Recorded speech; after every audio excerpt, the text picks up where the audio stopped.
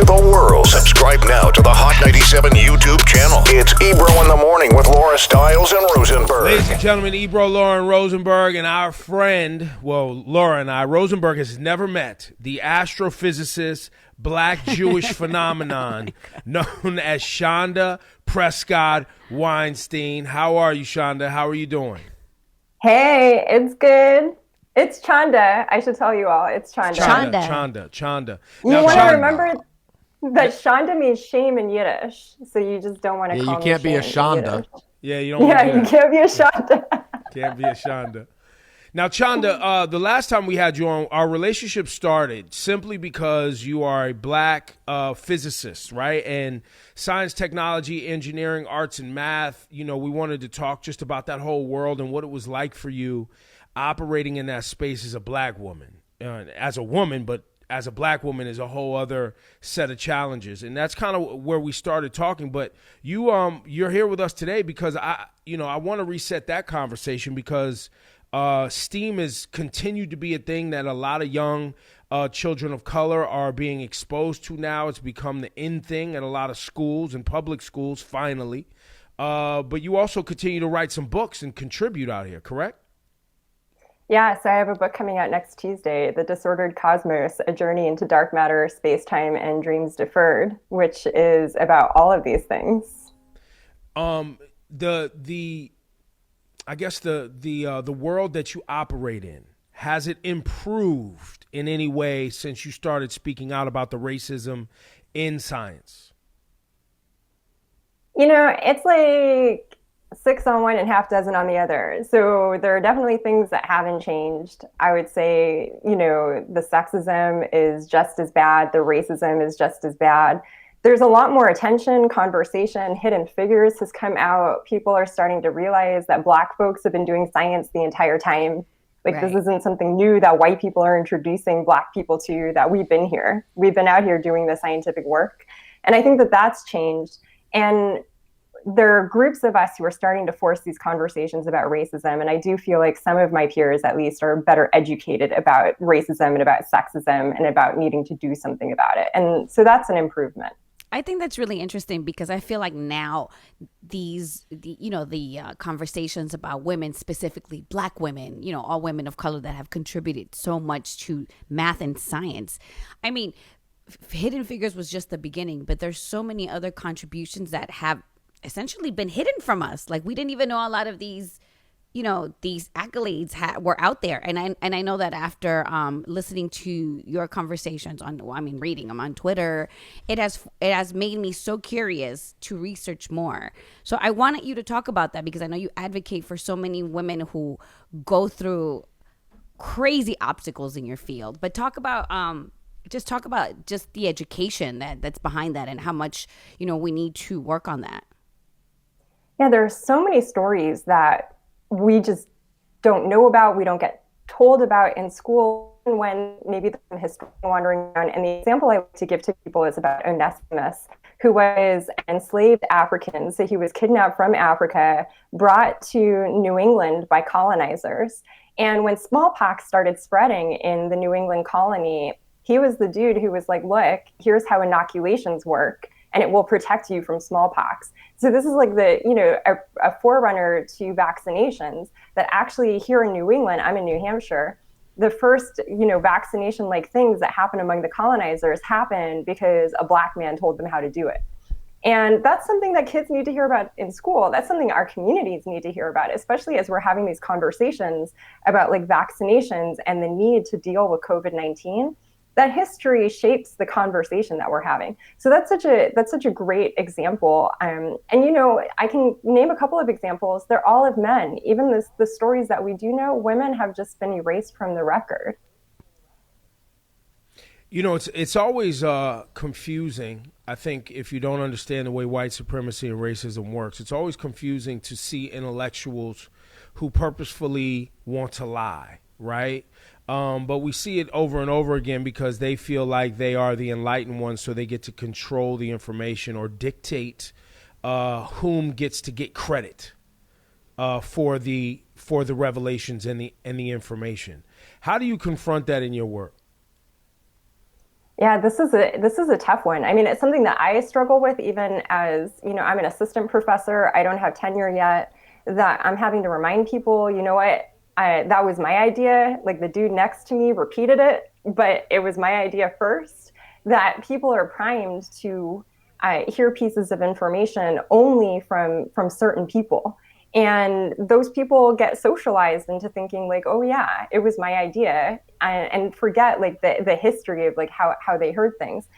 The thing about scientists is we are well trained to do our work, but we are still humans who are living in society. And so we bring the problems of society into the room with us. So if you grew up in a culture, which all of us did, that disrespects Black women, you're probably going to come into the room being disrespectful to Black women unless you're like making a proactive effort to be respectful, to think about that, to challenge that that bias that's just part of how you see the world. So that's work that we all have to do. And being trained as a scientist doesn't make you particularly better at dealing with that unless you personally make the decision, hey, I'm going to be good at this. I'm going to be good at recognizing people's pronouns. And, for all of us, for someone like me, I'm thinking about how do I make it so that the next generation has it easier? My goal is always for my students to have a better time than I did. Isn't also, because I'm sorry, how about I was just going to say, Chanda, what is this specific book about? What's it called, and what's this specific book about? Yeah, so it's called The Disordered Cosmos, A Journey into Dark Matter, Spacetime, and Dreams Deferred. And from my point of view, it is a holistic look at the doing of physics. I'm a theoretical physicist. I'm a particle physicist. I work on dark matter. And so obviously there's a lot about dark matter in the book. So the first third of the book is just me being super hyped about particle physics and cosmology and space. I'm always hyped about that. Yes, good. So this is the book for you. If you've ever wondered what a quark is, this is the book to pick up. If you've ever wondered about, the experiences of Black folks and Black women and women in physics, this is also the book to pick up. It's really like a 360-degree look at what it means not just to learn physics and know and have that knowledge about how the universe works, but also the experience of picking up that knowledge and the challenges that we face and my dreams for the future. So I end with a letter to my mother talking about the future that she's been building as an organizer. Margaret Prescott, I got to shout out my mom right now. So could someone who's, say, not that bright, I'm not saying I know anyone like this, would that person be able? For a friend? Yeah, asking for a friend. Let's suppose the last book that you finished was The People of Pineapple Place or Larry Bird Drive. A wrestling memoir. Or Bret Hart's autobiography. Would you also be able to understand what's going on in this book? Yes, Rosenberg, you can understand my book. My book is for you. Thanks. I mean, I will say, I really want the folks of all walks to feel like this book is for them. It's true. The universe is a pretty complicated place. So you're not going to walk away from the book understanding every detail of how the universe works. But I hope it piques your interest. I hope it makes you interested. I want to pick up more. I want to learn more about quarks. I want to learn more about space-time. I want to learn more about transgender liberation. All of those things are in the book. And so I would say it's a taster of things that you can go and explore more. And the book is absolutely, it's for everybody. That was one of my goals in writing the book, is I wanted folks to have a book that was written for them. Because I think so much of popular science, particularly those of us who come from marginalized communities, people of color, it can feel like, oh, that book was written for white nerds. And I wanted a book that was written for Black nerds and for Black people who don't even know how nerdy they are until they pick up this book and realize they are super into it. Dope. What is this? Will this book help people who think that the Earth is flat? I don't talk about that. I mean, I don't talk. I guess I do a little bit. I have a chapter called "Space-Time Isn't Straight," and definitely in that chapter, I hope we'll come up with some intuition of why curvature is actually kind of a natural thing. But sometimes I think with the flat earthers, sometimes I think they're just committed.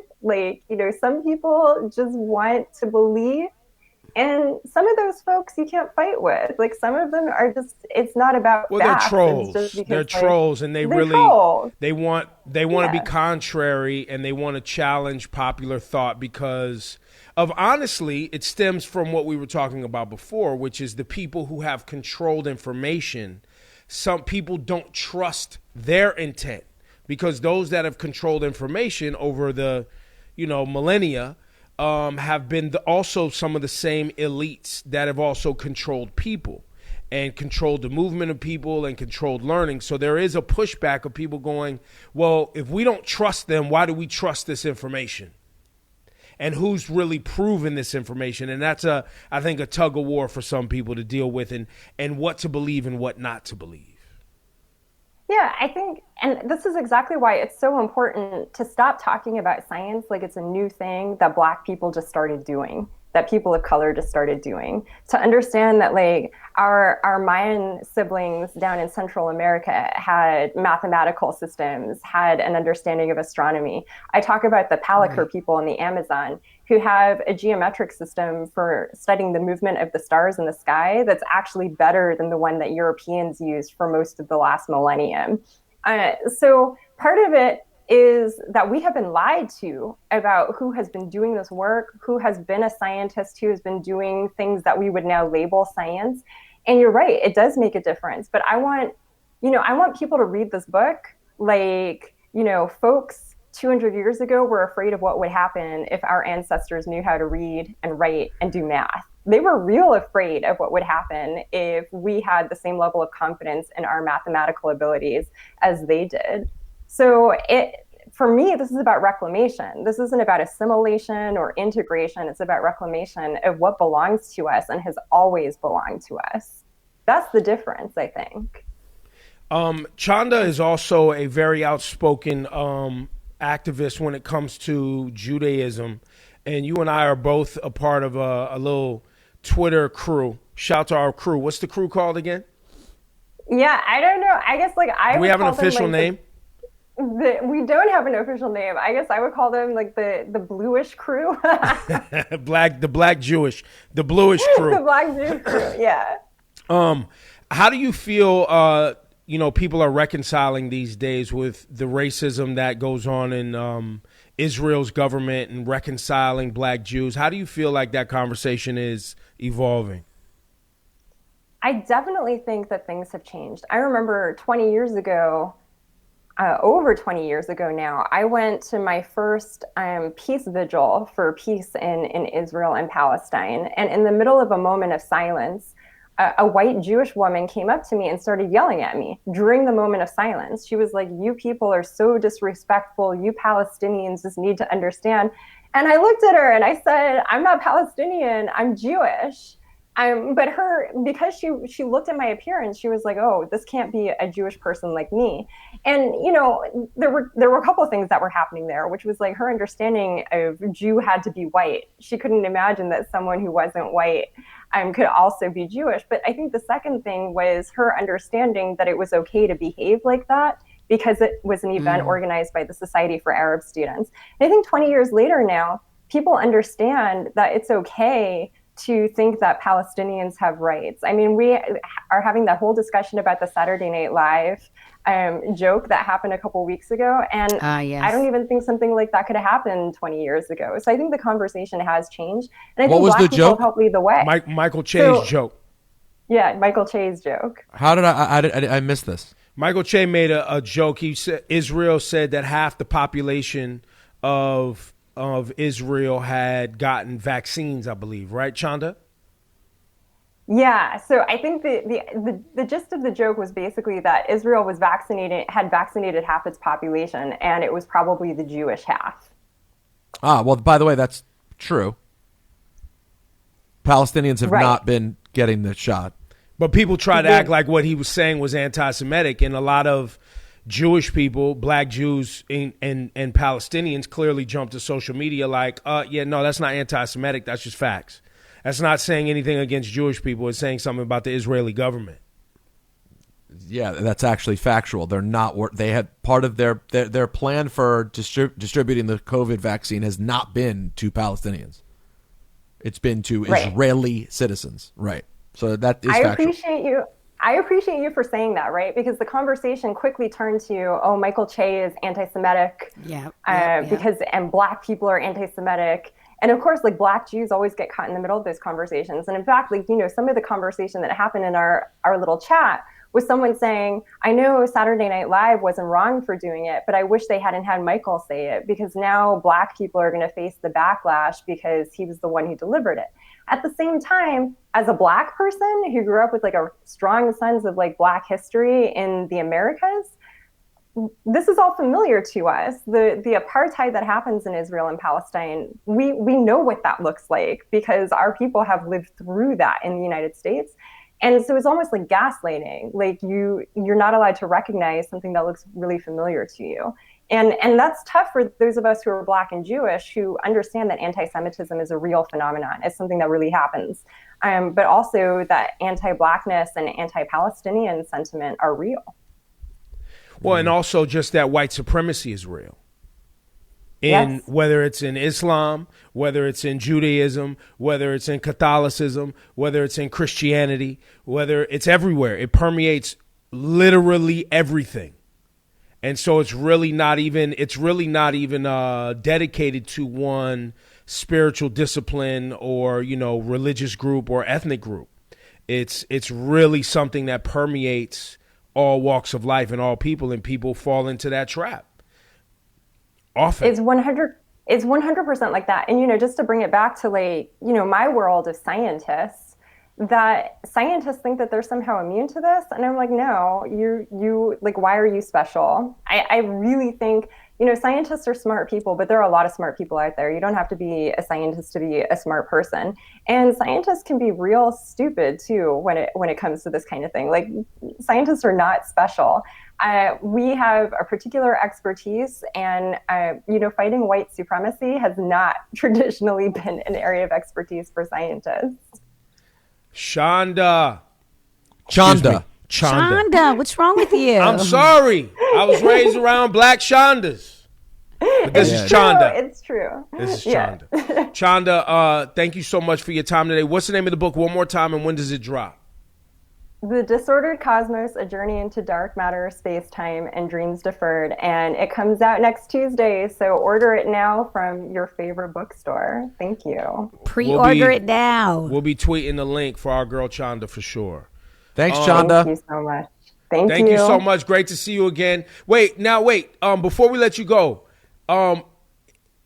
there's like a personal thing that took place for you, right? Like, you've like, are you married now? Was there some revelations out? Did I see you tweeting and talking about? I don't know. I mean, it could be. I'm definitely, my spouse is like way more public on Twitter now, so people can follow Mr. Prop Chanda on Twitter. But one of the things that I would just want to shout out in particular, my queer fam out there, there's a lot of queer theory and queer thought happening throughout the book. So I want to shout out my queer fam. For sure. Well, it's great to see you again. Good to see you all. Thanks for having me on. Thanks, Chanda. You love. Thank you. I knew I met her spouse. I was like, yo, I didn't know. You didn't meet him. You didn't meet him. On Twitter. I came by myself. No, on Twitter. Oh, yeah, on Twitter. On Twitter, yes. Yeah, on Twitter. Yeah, I told him to stay in the hotel room when I came down to the studio. No, actually, I think he had to work. He was working from the hotel room. He often travels with me, and then he just works because he's a telecommuter. Well, that's dope. Good for you guys. Well, I'll see you in the chat. Keep going. Yeah. Thank you so much. Thanks for having me on, you all. Good to see you. Later. Bye.